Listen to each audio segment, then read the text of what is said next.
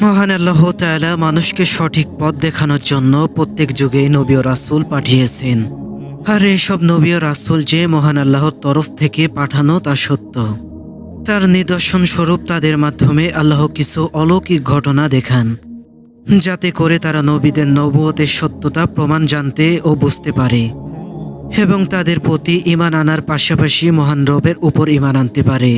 পুরুষের স্পর্শ ছাড়াই মহান আল্লাহ রব্বুল আলামিন কুল ফায়াকুন নির্দেশে হযরত মারিয়াম আলাইহিস সালাতু ওয়াস সালাম গর্ভধারণ করেছিলেন। তার গর্ভে জন্ম নিয়েছিলেন নবী ও রাসূল হযরত ঈসা আলাইহিস সালাতু ওয়াস সালাম। তিনি দোলনায় থাকা অবস্থায় বড়দের মতো কথা বলতেন। বাল্যকালেই আল্লাহ পাক তাকে নবুয়ত ও কিতাব দান করেন। নবুয়ত ও রিসালাতের দায়িত্ব লাভের পর আল্লাহ তাআলা তাকে বেশ কিছু মুজিজা ও অলৌকিক ক্ষমতা দান করেছিলেন, যে মুজিজার অলৌকিক ঘটনাগুলো পবিত্র কোরআনুল কারিমে বর্ণনা হয়েছেন।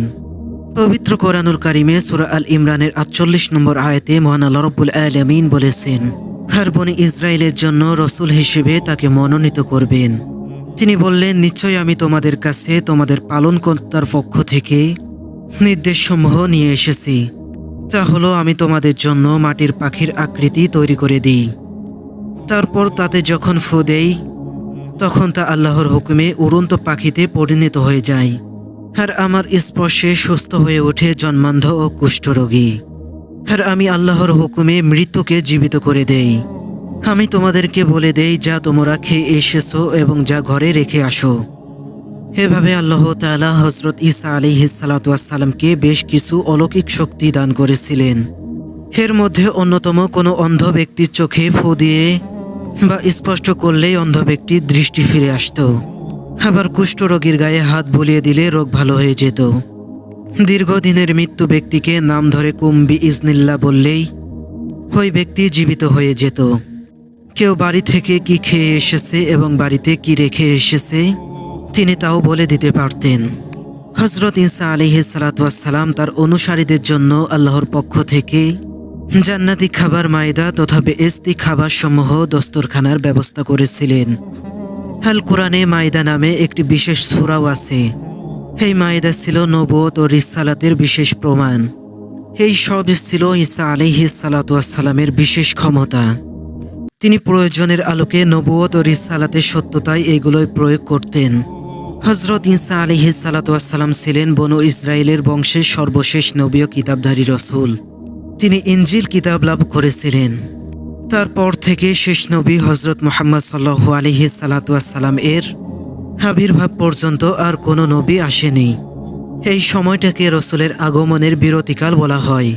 কিয়ামত সংঘটিত হওয়ার অবশিষ্ট কাল পূর্বে হযরত ঈসা আলাইহিস সালাতু ওয়াস সালাম আল্লাহ তাআলার নির্দেশে আবার পৃথিবীতে আসবেন এবং মুহাম্মাদি শরীয়ত অনুযায়ী ইমাম মাহদী নেতৃত্বে সারা পৃথিবী শান্তির রাজ্য কায়েম করবেন।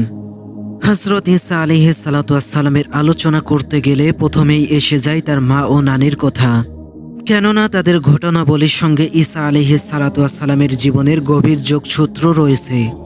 হযরত ঈসা আলাইহিস সালাতু ওয়াস সালামের নানি অর্থাৎ ইমরান আলাইহিস সালাতু ওয়াস সালামের স্ত্রী নিজের গর্ভের সন্তান সম্পর্কে মানত করেন যে এই সন্তান জন্মের পর তাকে বাইতুল মুকাদ্দাসের খেদমতের জন্য নিয়োজিত করা হবে।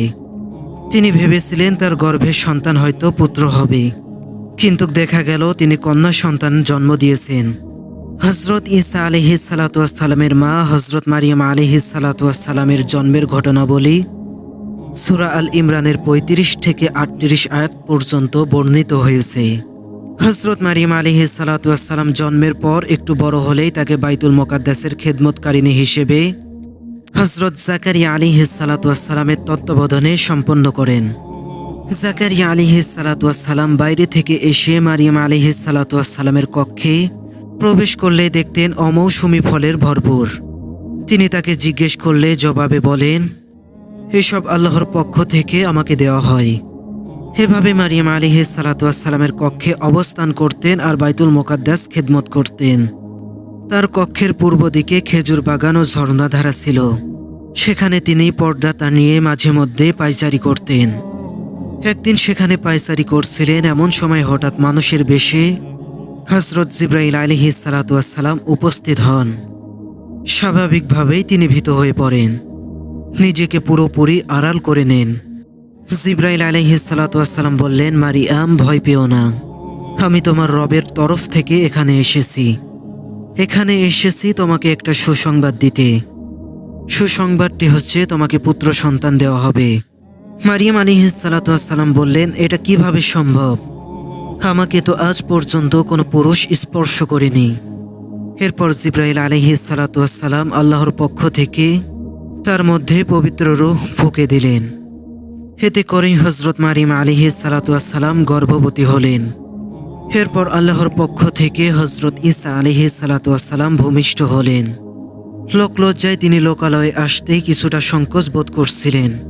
আল্লাহ তাকে নির্দেশ করলেন, যাও মানুষের কাছে গিয়ে আমার এই মহান কুদরত প্রকাশ করো।